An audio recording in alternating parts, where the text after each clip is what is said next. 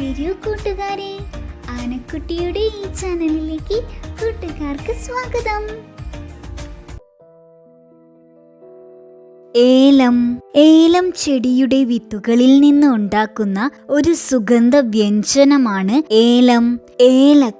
ഏലക്കായ എന്നും ഇത് അറിയപ്പെടുന്നു. തണലും ഈർപ്പവുമുള്ളതും തണുത്ത കാലാവസ്ഥയുമുള്ള പ്രദേശങ്ങളിലാണ് ഏലം കൂടുതലായി വളരുന്നത്. ഏലക്കയുടെ ജന്മദേശം ഇന്ത്യയും ഇന്തോനേഷ്യയുമാണ്. ലോകത്ത് ഏറ്റവും അധികം ഏലം കൃഷി ചെയ്യുന്നത് ഗ്വാട്ടിമാലയിലാണ്. ഇന്ത്യയിൽ കേരളത്തിലും ആസാമിലും ഇത് ധാരാളമായി കൃഷി ചെയ്തു വരുന്നു. സുഗന്ധ വ്യഞ്ജനങ്ങളുടെ റാണി എന്നാണ് ഏലം അറിയപ്പെടുന്നത്. ഇത് ഔഷധമായും ഉപയോഗിക്കുന്നു. മലബാർ, മൈസൂർ, വഴുക്ക എന്നിവ ഏലക്കയുടെ പ്രധാന ഇനങ്ങളാണ്.